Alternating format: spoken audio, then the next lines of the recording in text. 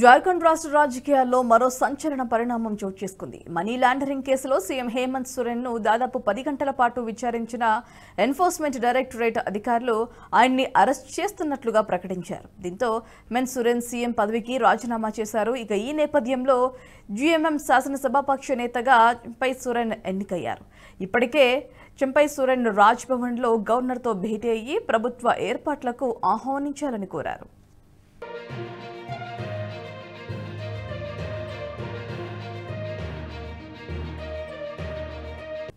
భూ కుంభకోణానికి సంబంధించిన money laundering ఆరోపణలు ఎదుర్కొంటున్న హేమంత్ సోరెన్ 2 రోజుల క్రితం ఢిల్లీలో కనిపించకుండా పోయినా హఠాత్తుగా రాంచీలో ప్రత్యక్షమయ్యారు. తన అధికార నివాసంలో మంత్రులు, జేఎంఎం ఎమ్మెల్యేలతో భేటీ అయ్యారు. ఈ భేటీకి ఆయన సతీమణి కల్పన కూడా హాజరయ్యారు. అయితే సతీమణికి సోరెన్ సీఎం పగ్గాలు అప్పగించే అవకాశం ఉన్నట్లు ప్రచారం జరిగినా చివరకు మెజారిటీ ఎమ్మెల్యేల అభిప్రాయం మేరకు చంపై సోరెన్నే తదుపరి సీఎం చేయాలని నిర్ణయించినట్లు తెలుస్తోంది.